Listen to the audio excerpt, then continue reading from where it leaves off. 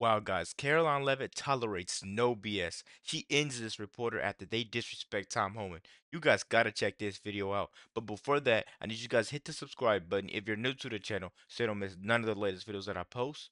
Let's get right to it. Of the 3,500 arrests ICE has made so far since President Trump came back into office, can you just tell us the numbers? How many have a criminal record versus those who are just in the country illegally? All of them, because they illegally broke our nation's laws and therefore they are criminals as far as this administration goes. I know the last administration didn't see it that way, so it's a big culture shift in our nation to view someone who breaks our immigration laws as a criminal, but that's exactly what they are. You made a point of going with the worst first. They all have a criminal record? And welcome to the briefing If they room. broke our nation's laws, yes, they are a criminal. Yeah, Peter. Caroline, I can ask you very quickly, just following up on the question on immigration first. President Trump, during the course of the campaign in 2024, said the following about illegal immigration. He said, they're going back home where they belong, and we start with the criminals. There are many, many criminals. NBC News has learned that ICE arrested 1,179 undocumented immigrants on Sunday, but nearly half of them, 566 of the migrants, appear to have no prior criminal record besides entering the country illegally. Is the president still focused exclusively, which is a civil crime, it's not criminal? It's a federal crime. So I'm asking though, he said he was going to focus on those violent offenders first. So is violent offenders no longer the predicate for these people to be deported? The president. Hey, look here, buddy. I would assume you have some type of smarts because you're in the Oval Office. You made it into the White House. Illegal means illegal. You know, if you broke the law, you broke the law. It doesn't matter what extent or what level it is, you broke the law. You know, let's keep going, man. President has said countless times on the campaign trail, I've been with him at the rallies, I know you've been there covering them too, Peter, that he is focused on launching the largest mass deportation operation in American history of illegal criminals. And if you are an individual, a foreign national, who illegally enters the United States of America, you are, by definition, a criminal. And so therefore, you are subject to deportation. I apologize for interrupting. So to be clear, it's not violent criminals do not receive precedence in terms of the deportations taking place. The president has also said two things can be true at the same time. We want to deport illegal criminals, illegal immigrants from this country, but the president has said that, of course, the illegal criminal drug dealers, the rapists, the murderers, the individuals who have committed heinous acts on the interior of our country and who have terrorized law-abiding American citizens, absolutely, those should be the priority of ICE, but that doesn't mean that the other illegal criminals who entered our nation's borders are off the table. Understood. Exactly. Let me ask you a separate question about the confusion that still exists across the country right now as it relates to the freeze or the pause as it's described. President Trump, of course, ran one of the key policy items was that he was going to lower prices, lower the cost of everything from groceries, as he often said. But in many of the cases, it would seem that some of these moves could raise prices for real Americans on everything from low-income heating, that program, child care programs. Will nothing that the president's doing here in terms of the freeze in these programs raise prices on ordinary Americans? It's almost like he skipped every other briefing, you know, because Caroline Leavitt answers this question dang near daily, you know. Trump answered this question already. Everybody's on my Facebook always trying to pull up something of saying he's stopping Medicaid, food stamps, and everything else that people get for free, you know, due to their circumstances. But let's keep going, guys. Particular actions are you referring to that I'm would... referring to LHEAP right now. That's the low-income heating program, for example. We can talk about, there's no clarity, so I could refer to a lot of them. We don't know what they are specifically. Can you tell us that LHEAP is not one of those affected? So you're asking a hypothetical based on programs that you can't even identify. No, I just identified. What I can tell you just is that since you guys haven't identified, let's do it together just for Americans at home. Medicaid, is that affected? I gave you a list of examples: Social Security, Medicare, welfare benefits, food stamps that will not be impacted by this federal pause. I can get you the full list after this briefing from the Office of Management and Budget. But I do want to address the cost cutting because that's certainly very important and cutting the cost of living in this country. President Trump has taken historic action over the past week to do that. He actually signed a memorandum to deliver emergency price relief for American families, which took a number of actions. I can walk you through those. He also repealed many onerous Biden administration regulations. We know over the past 4 years, American households has been essentially taxed $55,000 in regulations from the previous administration. President Trump, with the swipe of his pen, rescinded those, which will ultimately put more money back in the pockets of the American people. So deregulation is a big deal. And then when it comes to energy, I mean, the president signed an executive order to declare a national energy emergency urgency here at home, which is going to make America energy dominant. We know that energy is one of the #1 drivers of inflation, and so that's why the president wants to increase our energy supply to bring down costs for Americans. The Trump energy boom is incoming, and Americans can expect that. Please share that memo. Thank you. Caroline, I think some of the confusion may be here with this pause on federal funding. You've made it clear you're not stopping funds that go directly to individuals, but there certainly are lots of organizations that receive funding and then may pass along a benefit.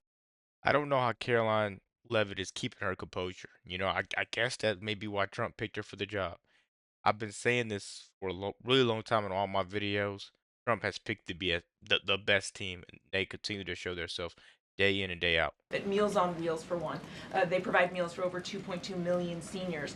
What is the president's message to Americans out there, many of whom supported him and voted for him, who are concerned that this is going to impact them directly, even if, as you said, the funding isn't coming directly to their wallet? I have now been asked and answered this question 4 times. To individuals at home who receive direct assistance from the federal government, you will not be impacted by this federal freeze. In fact, OMB just sent out a memo to Capitol Hill with Q&A to clarify some of the questions and the answers that all of you are asking me right now. Again, direct assistance will not be impacted. I've been asked and answered about this OMB memo. There's many other topics of the day. Jackie Heimer. But indirect assistance, Caroline, if it's going to another organization and then trickling down. Direct assistance that is in the hands of the American people will not be impacted. Again, as I said to Peter, we will continue to provide that list as it comes to fruition. But OMB right now is focused on analyzing the federal government's spending, which is exactly what the American people elected President Trump to do. And one question on immigration, Caroline, on immigration. Of the 3,500 arrests ICE has made so far since President Trump came back into office, can you just tell us the numbers? How many have a criminal record versus those who are just in the country illegally? All of them, because they illegally. She beat me to the punch. I was literally about to say that. All of them. Because you entered the country illegally. This is something that Tom Homan has been saying for the longest. This is something that Trump ran on. This is something that's going to be fixed very, very soon. You see, the numbers is going down by the hour of people trying to come here. It's moving that quick.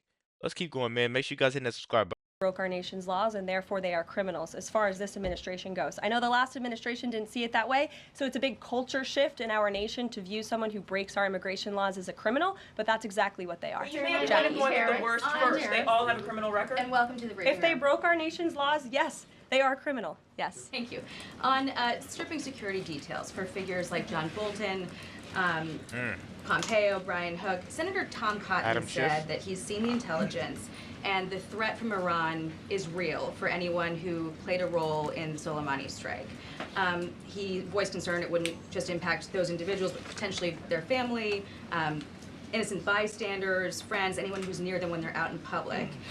Is the president open to reconsidering his decision? The president was asked and answered this yesterday, and he was firm in his decision despite some of the comments that you had referenced. And he's made it very clear that he does not believe American taxpayers should fund security details for individuals who have served in the government for the rest of their lives. And there's nothing stopping these individuals that you mentioned from obtaining private security. That's where the president stands on it. I have no updates on that. Is there any Really quick, guys. Do you think Adam Schiff needs his security clearance ripped from him?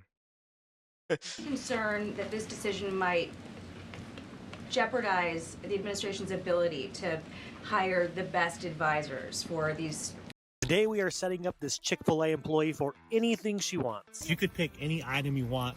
I'll go get kinds of positions in the future. No, in fact, I've talked to the Presidential Personnel Office, who has told me directly that there is such an influx of resumes for this administration that it's incredibly overwhelming. There is no lack of talent for the Trump administration. One, on the freeze in federal funding, who advised the president on the legality of telling government agencies that they don't have to spend money that was already appropriated by Congress? Well, as the OMB memo states, this is certainly within the confines of the law. So White House counsel's office believes that this is within the president's power to do it, and therefore he's doing it. Okay, so they disagree with lawmakers who say that they don't have the power to freeze this funding. Again, I would point you to the language in the memo that clearly states this is within the law. And on what happened on Friday night, the administration fired several inspectors general without giving Congress the 30-day legally required notification that they were being fired. I think only 2 were left at DHS and the DOJ. And then yesterday we saw several prosecutors, I believe 12, fired from the Justice Department who worked on the investigations into the president. As you know, they are career prosecutors, therefore they are afforded civil service protections. How is the administration deciding which laws to follow and which ones to ignore? So it is the belief of this White House and the White House counsel's office that the president was within his executive authority to do that. He is the executive of the executive branch, and therefore he has the power to fire anyone within the executive branch that he wishes to. There's also a case that went before the Supreme Court in 2020, Scala Law LLC versus the Customs, Bureau protection. I would advise you to look at that case, and that's the legality that this White House was resting So on. you're confident that if they bring lawsuits against you, those prosecutors who were fired, that they will succeed? We will win in court, And yes. did he personally direct this, given they worked on the classified documents investigation and the election interference investigation? This was a memo that went out by the Presidential Personnel Office, and the president is the leader of this White House. So it did come yes, from them. yes, it came from this White House. It doesn't matter what question Caitlin Collins threw at her frog mouth, but Caroline Leavitt had an answer. You know, that's why I love her being in this Oval Office press, because KJP was just not doing the job. You know, she didn't really care. She was always in a big suit, like looking like this, and always looking down at something to try to make sure she said something remotely right. You know, let me know what you guys think about this video. Be sure to like, comment, subscribe if you're new, and as always, let me know what you act to. We're out.